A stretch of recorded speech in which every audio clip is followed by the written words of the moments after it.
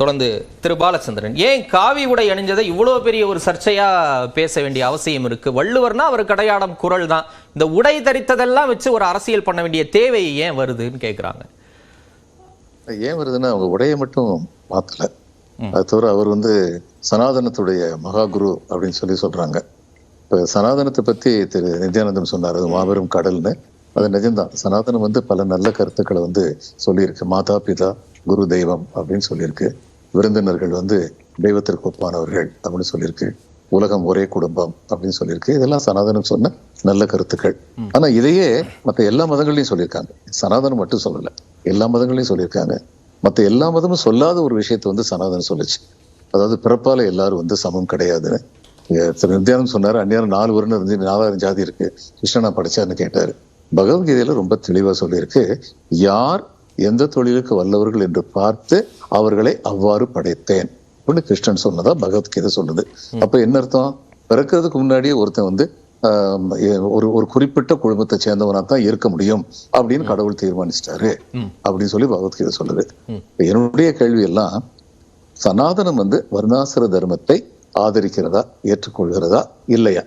இதுக்கு நம்ம பெரிய லெக்சர் எல்லாம் கொடுக்க முடியாது. எஸ் ஆர் நோ அப்படிங்கறதான் பதில். அதுக்கப்புறம் விளக்கம் கொடுக்கலாம். ஆனா முதல்ல எஸ் ஆர் நோ சொல்லணும். எனக்கு தெரிஞ்ச மட்டும் சனாதனத்துல சம்பந்தப்பட்ட பெரியவங்க, சனாதனத்தை எதிர்த்து பெரியவங்க, எல்லார்கிட்டையும் சனாதனத்தை படிச்சவங்க எல்லாருமே அவங்க எல்லாம் சொல்றது ஆமா, சனாதனம் வர்ணாசிர தர்மத்தை ஏற்றுக்கொள்கிறது அப்படின்னு சொல்றாங்க.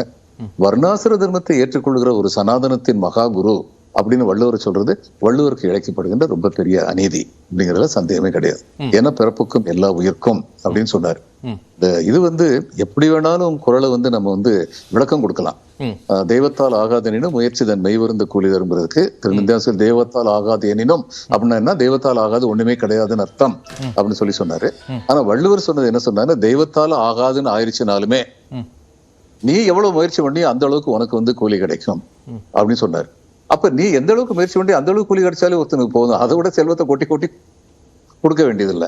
அதனால வள்ளுவர் சொன்னது சனாதன தர்மத்திற்கு, சனாதன தர்மத்தை ஏற்றுக்கொண்ட கருத்துக்கள் இல்லை. இல்ல, நம்ம வழிபடக்கூடிய கடவுள்களின் பெயர்லாம் அதுல நிறைய வருது. இந்திரன் வருது, அதாவது ஐந்தவித்தான் ஆற்றல் அகழ் விசும்புல் ஆர்கோமான் இந்திரனே சாலுங்கரி, அந்த குரல் வருது. அந்தனர் என்போர் அறவோர், அந்த மாதிரியான குரல்கள் வருது. இது மாதிரி பல குரல்கள்ல ஆமா. ஆனா அந்தனர்ங்கிறது குறிப்பிட்ட குடும்பத்தை அவர் சொல்லலையே.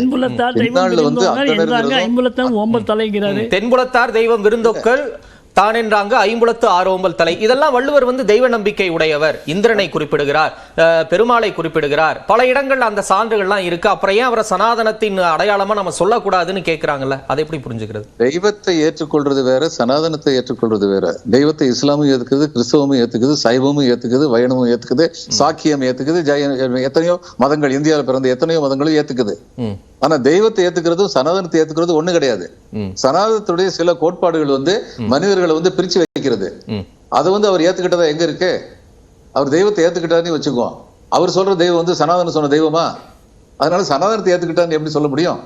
நிச்சயமாக சொல்ல முடியாது. சனாதனத்தின் குருனே சொல்லிட்டாரு. திரு ரவி அவர்களுக்கு ஸ்பீச் ரைட்டர்ஸ் இருப்பாங்க, எந்த ஒரு கவர்மெண்ட் ஸ்பீச் ரைட்டர்ஸ் இருப்பாங்க. இந்த அனுகூல சத்துருன்னு சம்ஸ்கிருதத்துல சொல்லுவாங்க, கூட இருந்தே குழி வரிக்கிறவங்கன்னு. அது மாதிரிப்பட்ட சில பேர் திரு ரவியுடைய ஸ்பீச் எல்லாம் எழுதி கொடுக்குறாங்களோன்னு எனக்கு சந்தேகமா இருக்கு. இவர் போப்பும் இவரும் சேர்ந்தா வள்ளுவத்தையே மாத்திட்டாங்க அப்படின்னாங்க. ஆன்மீக நீக்கம் செய்திருக்கிறாங்க.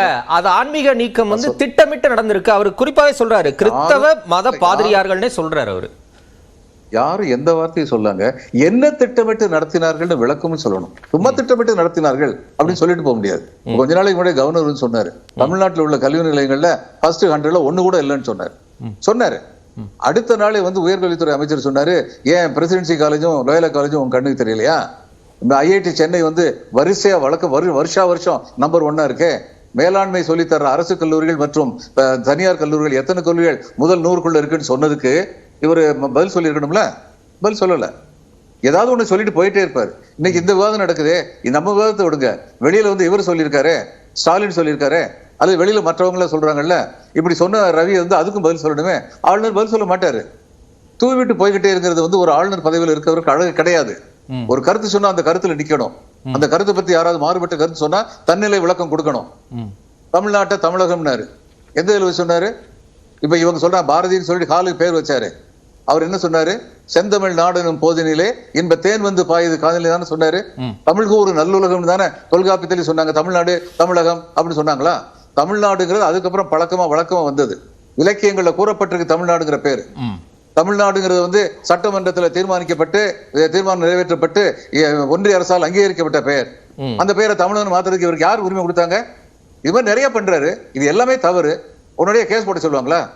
கேஸ் போடுறது எதுக்கு போடணும்? மக்களுக்கே தெரியுதே, எனக்கும் உங்களுக்கும் தெரியுதே. ஆளுநர் வந்து தன்னுடைய ஆளுநர் என்பது மிக கண்ணியமான பதவி. அந்த பதவியின் கண்ணியத்தை காக்க வேண்டிய பொறுப்பு திரு ரவி அவர்களுக்கு இருக்கிறது. அந்த பொறுப்பை காக்கிறாரா இல்லையா அப்படி பார்க்கும்போது இந்த மாதிரி வார்த்தை பிரயோகங்களை பார்க்கும்போது வருத்தம் ஏற்படுது. இருக்கக்கூடாது இது. அவ்வளவுதான். சரி, தொடர்ந்து பேசலாம். திரு ராமசாமி ஐயப்பன், வள்ளுவரை கரைப்படுத்தி விட முடியாது அப்படின்னு முதலமைச்சர் சொல்லியிருக்கிறாரு. யாருக்கான எதிர்வினை? ஆளுநருக்கான எதிர்வினையா புரிஞ்சுக்கலாமா? எப்படி பாக்குறீங்க? தெரியல, ஆளுநருக்கா இல்லை அவர்கள் தந்தையாருக்கா அப்படின்னு. ஏன்னா வள்ளுவர் அப்படின்றவரை ஒரு மதத்தை சார்ந்தவர்கள் செலிப்ரேட் பண்ணுறாங்கன்னா இன்னொருத்தர் செலிப்ரேட் பண்ணக்கூடாதுன்னு கிடையாது. எல்லாருமே அவர்களுக்கானவர் அப்படின்னு கொண்டாடுறது நல்ல விஷயம்தான். ஒருத்தர் கொண்டாடுறாங்க அப்படின்றத தவறாக பார்க்குற கண்ணோட்டம் தவறாக தெரிகிறது. அவரோட தந்தையார் எழுதுனதை நான் படிக்கிறேன். அவர் வந்து திருவள்ளுவர் கிறிஸ்துவரா அப்படின்ற ஒரு கேள்வி புத்தகத்தை புலவர் மு தெய்வநாயகம் அவர்கள் எழுதியிருந்தாங்க. அதுக்கு ஃபோர்வேர்டு எழுதுறாங்க. அவங்க ஃபோர்வேர்டு எழுதுனதில் நான் எண்டு பார்ட் மட்டும் படிக்கிறேன். அதாவது திருவள்ளுவரோட பெருமையை, திருக்குறளோட பெருமையெல்லாம் பேசிட்டு அவங்க சொல்லும்போது, திருவள்ளுவர் எல்லா மதத்தினருக்கும் பொதுவானவர் என்னும் கருத்தை நான் வரவேற்கிறேன். இவ்வாறு இருக்கும் புத்தகங்கள், ஆராய்ச்சிகள் வரவேற்கப்படலாமே தவிர அது ஏற்புடையதாக இல்லை அப்படின்னு ஒரு மதத்தை சார்ந்தவரா மட்டும் கேள்விக்கு அவர் ஃபோர்வர்ட்லேயே அப்படி எழுதுறாரு. அப்படின்ற போது நம்ம திருவள்ளுவரை வந்து ஒரு மதத்தோட சார்ந்தவர் பார்த்தாங்க அப்படின்றதுக்காக நான் வந்து அதை குறை கூறுவேன்றதுக்கு பதிலாக அவர் எல்லாருக்கும் சார்ந்தவர் அப்படின்னு சொல்றது சரியாக இருக்குமா? இல்லை ஒரு பொறுப்புமிக்க மனிதர், தமிழ்நாட்டில் அதிக பேர் மதிக்கக்கூடியவர், இன்னைக்கு முதலமைச்சர் பொறுப்பில் இருக்கிறாரு அப்படின்றவர் வந்து ஒருத்தர் கூறியது தவறு அப்படின்னு சொல்றதோட எல்லாருக்கும் சொல்றதுன்னு அவர் தந்தையார் மாதிரி சரியாக கூறுவது சரியா அப்படின்ற பறவை ஒன்று இல்ல. இப்ப அவர் வந்து அப்படி இருக்கக்கூடாதுன்னு தானே சொல்றாரு. வெறும் கிறிஸ்தவத்துக்குள்ள சுருக்கக்கூடாது, ஹிந்துக்குள்ள சுருக்கக்கூடாது, இஸ்லாமுக்குள்ள சுருக்கக்கூடாது அப்படிங்கறத மன்னிக்கணும். ஏன்னா என்ன கேட்கப்பட்ட கேள்விகள் வந்து முதலமைச்சரும் ஆளுநரும் என்னன்னு, நான் இன்னைக்கு இருக்கிற முதலமைச்சர் அவர் தந்தையார் முன்னாள் முதலமைச்சர் மாதிரி சிந்திக்கல அப்படின்ற குறைய சொல்றேன்னா, சோ நான் அவர் சொன்னது தவறுன்னு நான் சொல்றேன். நான் கருணாநிதி அவர்கள் சொன்னது சரியான பார்வை. இப்ப ஆளுநர் வந்து உலக பொதுமறை, திருக்குறளுடைய பெருமை அப்படிங்கிறது வந்து சாதி, சமய, மதம், மொழி, இனம் கடந்து நிற்கக்கூடியதுனாலதான் அது உலக பொதுமறை அப்படின்னு நம்ம அழைக்கிறோம். அதை வந்து ஒரு காவி உடை தனித்து இல்ல நமக்கு வேண்டிய வகையில அதெல்லாம் மாத்தி ஒரு குறிப்பிட்ட இடத்துக்குள்ள சுருக்கிறதுங்கிறது வந்து ஒரு நியாயமான செயலா? இல்ல, என்ன பிரச்சனை அதுல அப்படின்னா, யாருமே ஆதாரம் இல்லாம பேசுறோம். தமிழகத்திலேயே அபிஷியலாக ஒன்று ஏற்றுக்கொள்ளப்பட்டிருக்கலாம், ஜாஃப்னால வேற ஒண்ணு ஏற்றுக்கொள்ளப்பட்டிருக்கு, இன்னொருத்தர் திருநெல்வேலியில வேற ஒண்ணு ஏற்றுக்கொள்ளப்பட்டிருக்கு, ஒரு மட்ல வேற ஒண்ணு ஏற்றுக்கொள்ளப்பட்டிருக்கு. எல்லாமே வரைபடங்கள் மட்டும்தான். எதுவுமே அதிகாரப்பூர்வம் இல்ல. ஒரே நிமிஷம், ஜாஃப்னால இருக்கிறத பத்தி நமக்கு கவலை இல்ல. அங்க இருக்கிறவங்க மதிக்கட்டும். நமக்கு தமிழ்நாட்டுல அதான அதிகாரப்பூர்வ படம். என்ன வித்தியாசம் அப்படின்னா, அப்ப ஆதாரங்களோட இருக்கணும்.